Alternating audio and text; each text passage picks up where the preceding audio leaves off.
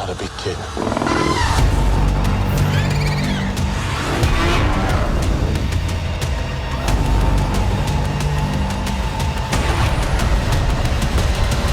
Back in August of 2017, JoBlo.com was invited to the set of Warner Bros.' epic Godzilla King of the Monsters, the follow-up to Gareth Edwards' 2014 reboot of the famed Toho character and the prelude to Godzilla vs. Kong.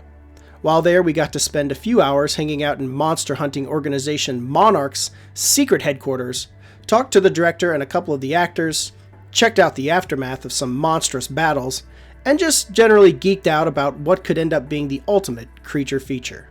Be warned, there are some spoilers ahead, but nothing that will ruin the movie for you. If anything, you'll just get a little more excited. Filming took place at Black Hall Studios right outside Atlanta, Georgia. We were told the majority of the film was shot on the massive sound stages of Black Hall, with some exterior shot around Georgia, and second unit photography taking place in Mexico City and New Mexico.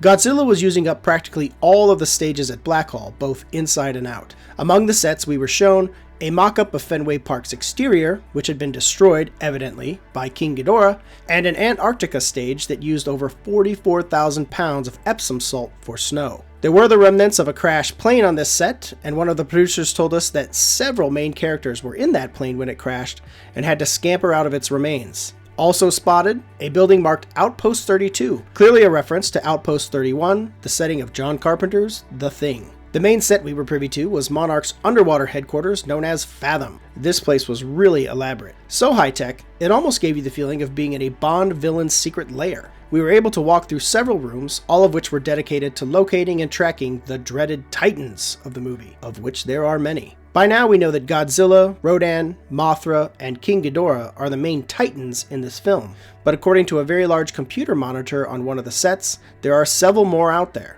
Alongside vague outlines of monstrous shapes, we saw the code names Baphomet, Typhoon, Abaddon, Bunyip, Methuselah, and of course, Kong. So it seems we don't have to worry about this franchise running out of monsters anytime soon. The scene being shot while we were present featured a large number of the film's main cast, including Kyle Chandler, Ken Watanabe, Bradley Whitford, Thomas Middleditch, Aisha Hines, O'Shea Jackson Jr., Shang Ziyi, and Sally Hawkins. All were centered around a large conference table as the camera did a 360 around them, making for some very long takes. In the scene, Hawkins is talking about the dangers of a man named Jonah Allen, as played by Charles Dance. Allen is a fanatic, the head of a large paramilitary group intent on, quote, leveling the global playing field. Allen has kidnapped Millie Bobby Brown's Madison, the daughter of Kyle Chandler, and Vera Farmiga's characters, because she has some special connection to the monsters, particularly Godzilla.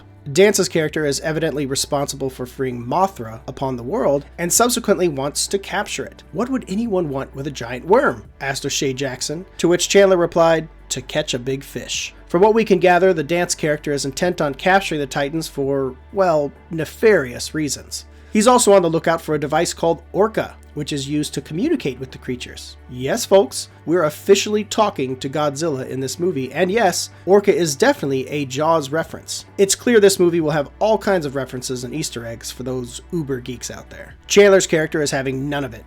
He's just concerned for the safety of his daughter. At one point, he yells at the table, "I'd advise you to kill all of these things, especially him," pointing at an image of Godzilla. It's our understanding that Chandler will ultimately accept Godzilla as an ally, which is for the best. In reference to Mothra, Bradley Whitford's character says it's a living, breathing atomic weapon. It's just larva now, but something bigger and meaner is going to hatch. Want another fun Easter egg? Whitford's character is loosely modeled after, no joke, Rick Sanchez from Rick and Morty. From what we could glean, the film opens with Mothra in containment, but it's eventually freed by the soldiers led by Charles Dance. Later in the movie, Rodan is unleashed from a volcano near Santo Domingo in the Dominican Republic, and King Ghidorah comes out of the ice, presumably in Antarctica, and it was implied that he's not exactly of this Earth. If so, that would be in line with the character's original backstory from the 60s. In addition to the various Monarch sets, we were shown a room filled with incredible concept art, designs and sculptures for the film, and more. This room was Kaiju heaven, and if the movie's monster sequences even approached some of what was on display,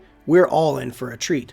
Obviously, we weren't able to take any pictures or steal any paintings, but there were depictions of King Ghidorah's destruction of Fenway Park and subsequent face-to-face meeting with Millie Bobby Brown's character, an aerial chase featuring Rodan and Monarch planes, Mothra cocooned in ice, a three-way fight between Godzilla, Rodan, and Ghidorah, and much, much more. Hopefully this stuff will be shown to the public not long after the film's release, possibly in a movie art book.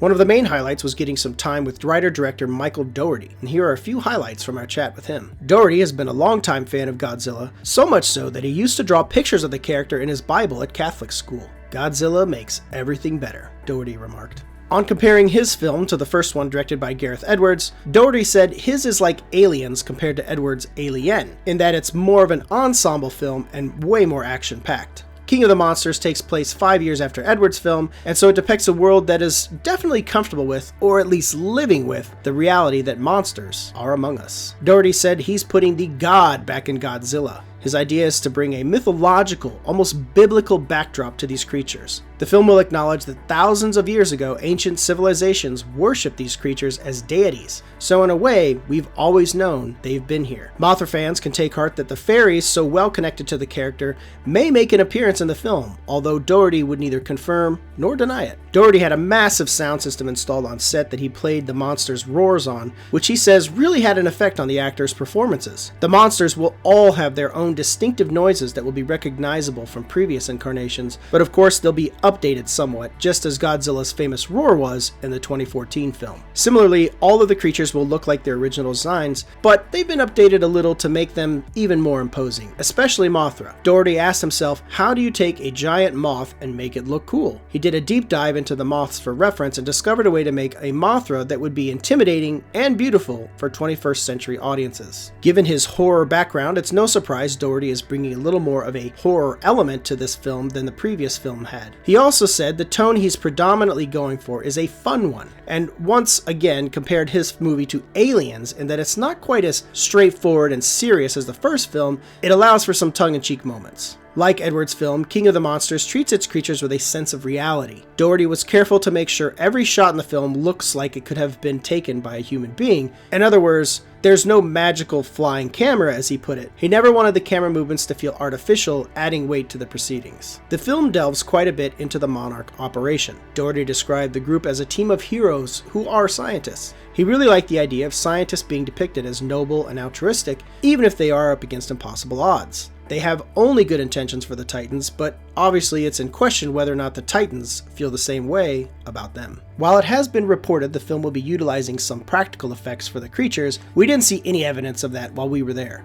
Kyle Chandler told us he'd only been reacting to tape and tennis balls, but that sounds Dougherty pumped into the stages were more than effective. Chandler went on to note he had no problem playing pretend on set, as 100-mile-per-hour wind gusts from fans, rain machines, and the harrowing idea of searching for your lost child was more than enough to get his head in the game. Chandler mentioned that much as the original Godzilla had a none-too-subtle message about the effects of the bombings of Hiroshima and Nagasaki had on Japan in the 40s, this film too will carry a broader message: how to heal the planet.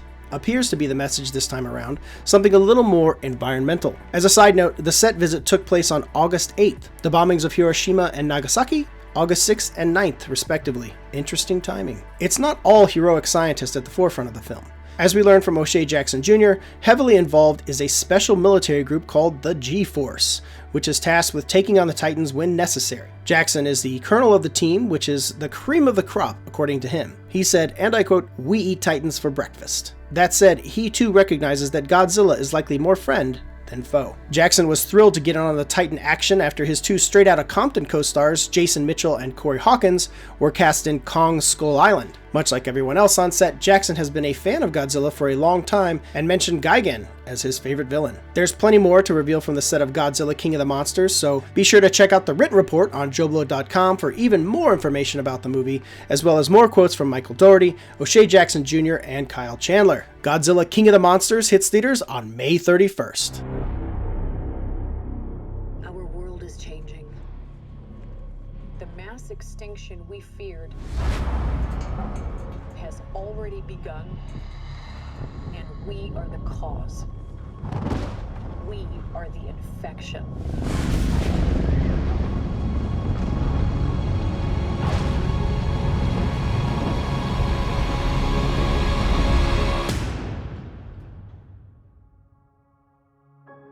But like all living organisms, the Earth unleashed a fever to fight this infection. Its original and rightful rulers, the Titans.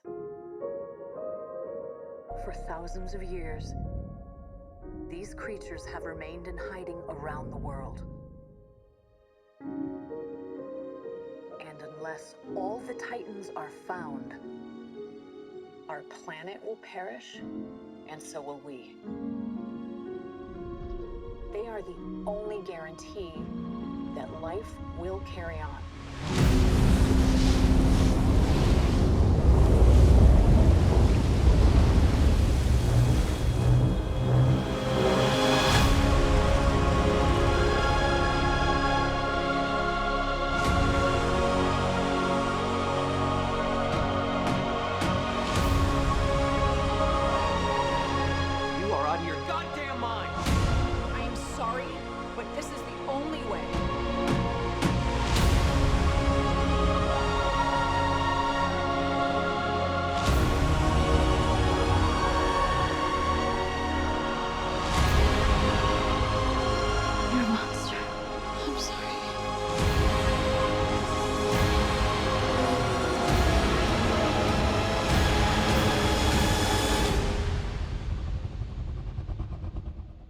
Long live the king.